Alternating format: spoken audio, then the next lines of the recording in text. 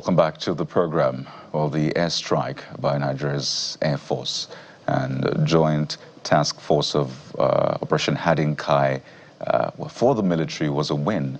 But then reports emerged that civilians may have been targeted in that particular airstrike, and we've seen a lot of them in the hospital, and a number of them also reported to have been killed. And it's like we're back at this point again. So let's get a sense of where we're at. And we're joined on the program by MD Aquiline Intelligence and Defense Consultant, Mr. Oyekachi Adekoya, joining us virtually on the program. Mr. Adekoya, good morning. Welcome to the program. Yeah, good morning, Cowdy. Thanks for having me. And good morning to you guys. I'm sure you have seen all of the angles regarding that airstrike on the market, well, in Yobe State, but on the border, Borno and Yobe State. What do you make of it, first off, before we get into the different angles? Well, Cowdy, it's never very simple to analyze issues like this because on the one hand, we've seen the statement from the Borno State government claiming that those markets had been shut down. And, you know, there's no business operating the market. We've seen the counterclaim, seemingly almost a counterclaim from the Yobe State government. Their counterclaim is not that, you know, the market has not been declared a terrorist enclave area for their logistics and resupply.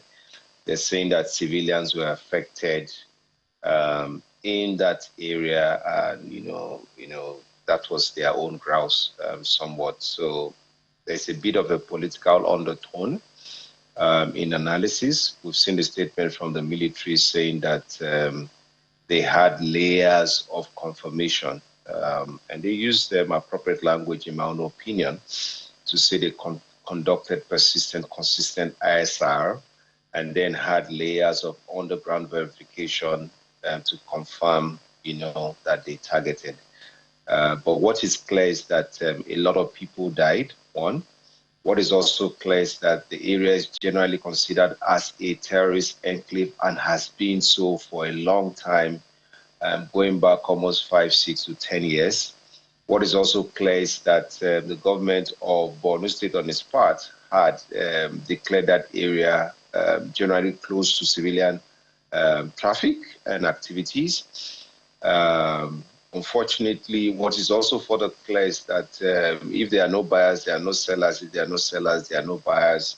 And in an economy that is depressed as us, perhaps people who have wares and there's a ready market, perhaps when they're to sell, whether or not they're selling to Boko Haram or people who are considered enemies of the state. So there were civilian actors within the area, and there were also some of these elements within the area. So I think that's an assessment of what has happened, really. So there was another video that was put out by the Joint Task Force of a certain Tijani, a 15-year-old, who's said to have also been some sort of logistics supply.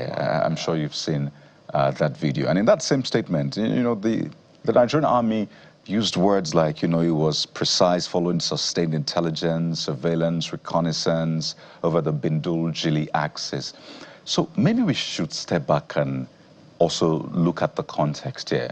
So we had an attack in Beni Sheikh where Nigeria lost its gallant soldiers, including a brigadier general.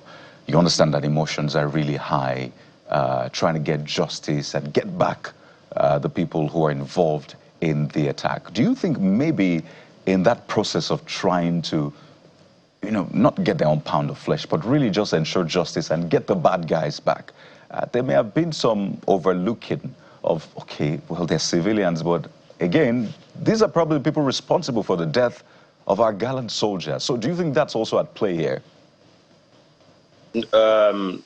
You could look at it in that way. I think that would fit what would be called a typical narrative of the military lashing out, and there are enough evidences in history to provide justification for that. But in this case, I would say no.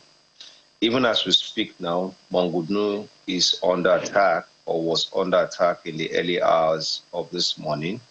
If the reports I've seen are correct, then it means we may have lost another senior officer. Beni Sheikh is there. there's a sustained report of an attack against Banki and Puka, where, humanitarian aid workers are the key targets. So if you look at what's happening on the ground, and I don't even want to take you into Northwest, you would not sit very comfortably in your office or even in the studio, because there is a system of multi-flank, multiple coordinated attacks against the military installations around the Northeast, particularly in this general area that we're talking about right now. And what worries me is that it's multiple attacks, swarm attacks, multi-flank swarm attacks. It's the level of coordination and the sustainment that they have.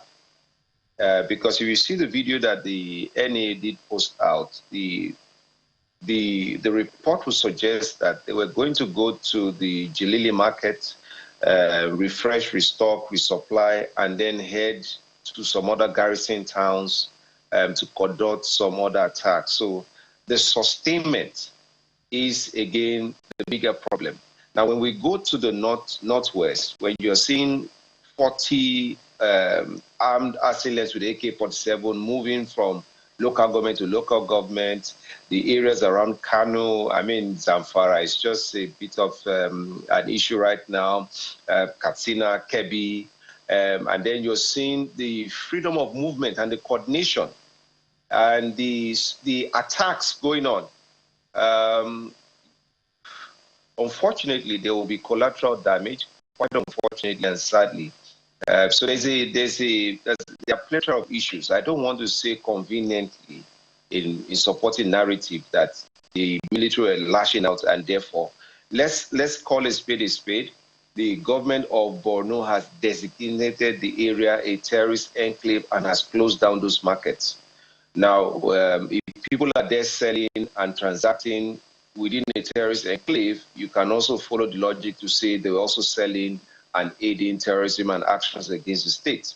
So would you really say they are innocent civilians? You can make that case. But, if there's one innocent person dead, then that's unfortunately part of the collateral damage that we talk about when you have actions of war going on. So I don't want to say that it's tied to the loss of a brigadier general. No, I don't think that is the case. I worry about the amount of incidents we are seeing. I worry about Nigeria's ability to be fully on top of the situation. That's my bigger worry, really, not this one-off attack where the Air Force and the Army are using to show capability. What about the other ones that are going unnoticed, unchallenged, even as we're speaking, that are not having the same level of sophistication in reaction? So what about those ones? I think those are my bigger concerns. You had mentioned and stated this over and over. So let me ask, this is less than a year to the election. Are we at a crescendo yet in terms of what you've always told us that we haven't arrived at the peak? So are we at the peak? Are we plateauing, or we should be expecting more escalation? And the second question will be, what exactly are we doing wrong that is not giving us the right result? I know we have done a lot of things, but I don't know whether we're doing something, because we even have the United States boots on the ground to provide training and maybe weapons, but it looks like we're not getting the kind of results we want to get. So two questions in one. Why are we not getting the kind of results we want to get, even with the support of the American government? And then, are we at a crescendo, or we should be expecting even worse days ahead? Yeah, Geoffrey, when I saw the invitation for this morning, I was a bit worried that I'll be asked this question. Again, I've said it repeatedly. No, unfortunately, we are not, because we are still in the month of April.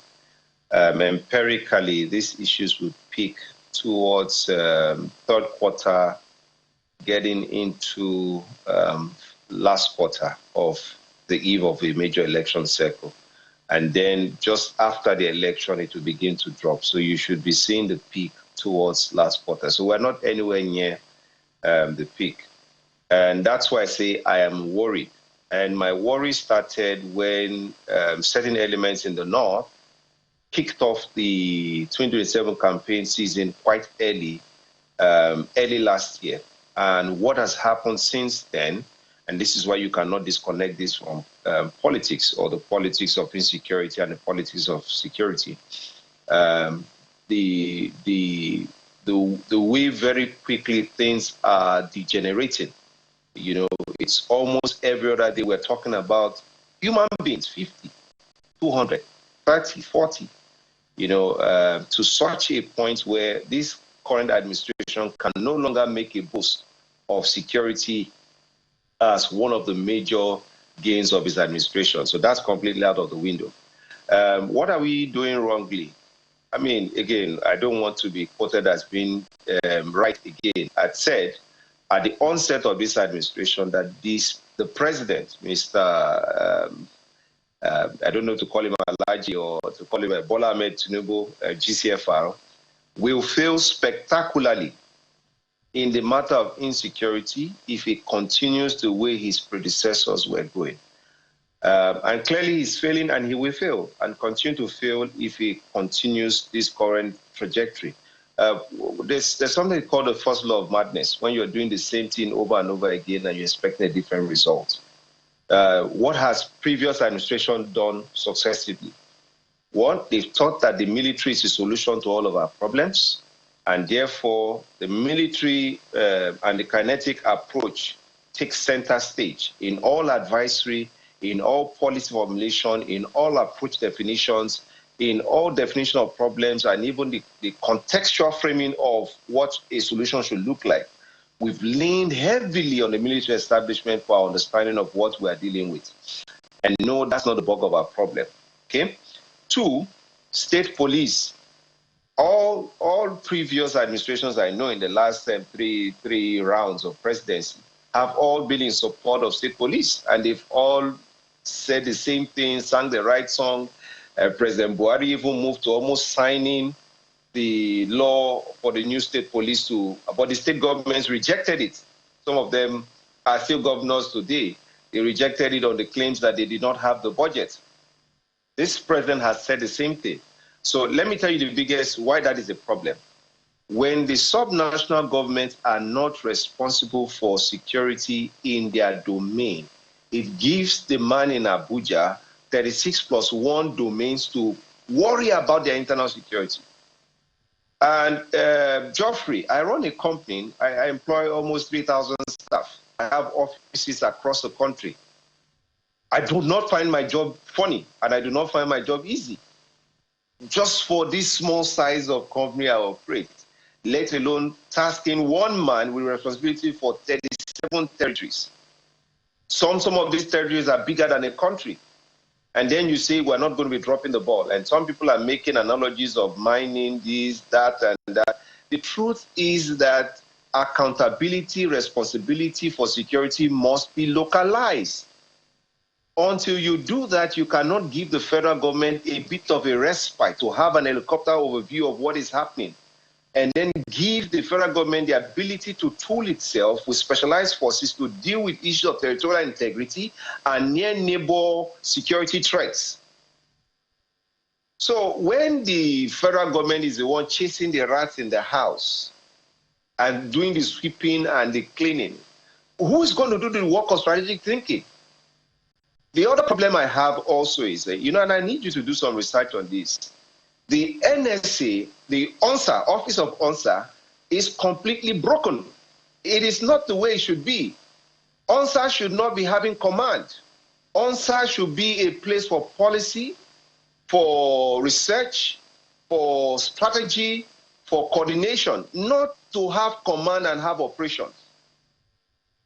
So when we over-centralize security to the point where our focus is on regime protection, not on the protection of the lives of Nigerians, not on the provision of a suitable environment for economic prosperity and development, once the emphasis is not right on security, then you will begin to see the manifestation.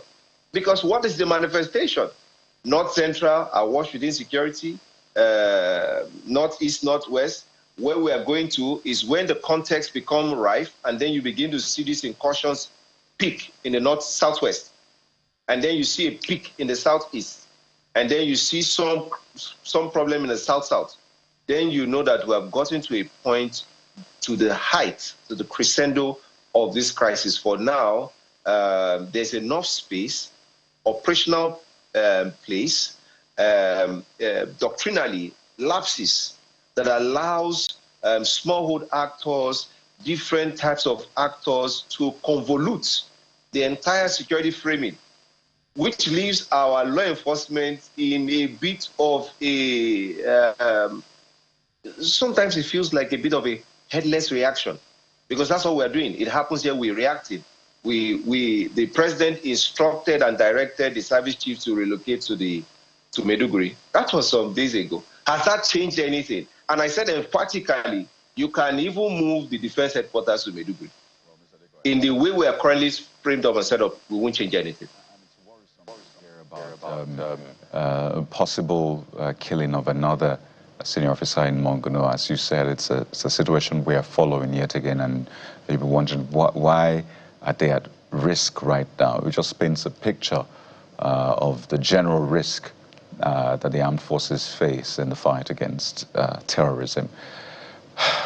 But we're here yet again. Mr. Adekoya, we have to thank you for your time. MD, Akolan Intelligence and Defense Consulting. I really wish there could be a time we'll invite you to talk about the wins, perhaps in the coming days. Thank you once again. Thank you. We'll continue to watch what's playing out in Nigeria's northeast, particularly Borno and Yobe State, and we'll bring you all of the updates as soon as they come in, particularly the one in Monguno.